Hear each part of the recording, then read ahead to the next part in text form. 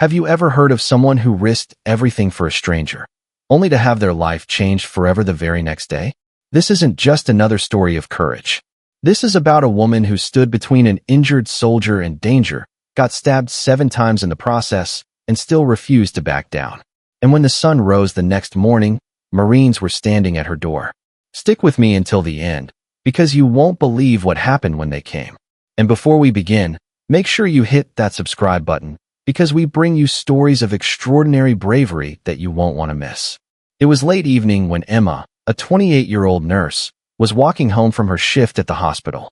The streets were quiet, the kind of quiet that feels almost wrong. She turned the corner near the train station and froze. There, leaning against the wall, was a man in uniform, his fatigues torn, his face bruised, blood dripping from his arm. He was a soldier, clearly injured, clearly in trouble.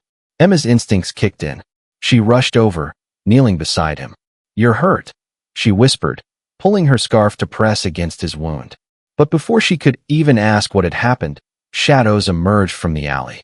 3 men, knives glinting in the dim light, their voices harsh. "This doesn't concern you," one spat. But Emma refused to move. She stood between them and the soldier, her arms wide like a shield. "You'll have to go through me first," she said.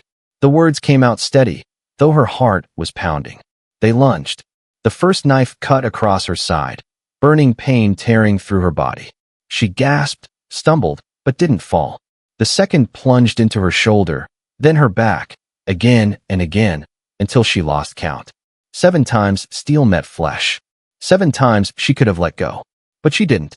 Through blood and agony, she fought back with nothing but sheer willpower, screaming for help, refusing to give in. Finally, sirens cut through the night. The attackers fled into the darkness as bystanders rushed in. Emma collapsed beside the soldier, her blood mixing with his on the cold pavement. "You're safe now," she whispered, her vision blurring. Paramedics arrived, loading them both into ambulances. The soldier grabbed her hand weakly before passing out. She didn't know if either of them would make it to morning. But Emma survived, her body stitched and bandaged, her spirit unbroken. By dawn, she was back home, sore and weak but alive. She hadn't even told her neighbors what had happened when there was a knock at her door. She opened it and froze.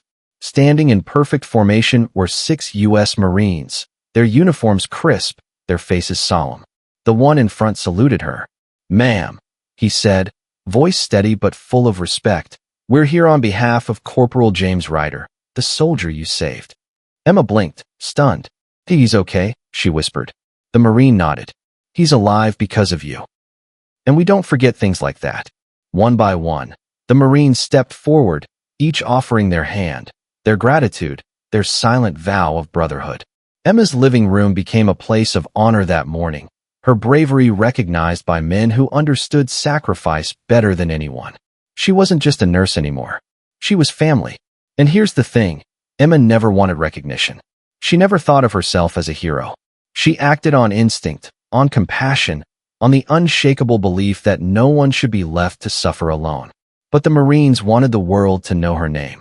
They told her she would always have their protection, that their doors would forever be open to her, just as she had opened her heart to one of their own. From that day on, Emma's life was never the same. Veterans reached out to her.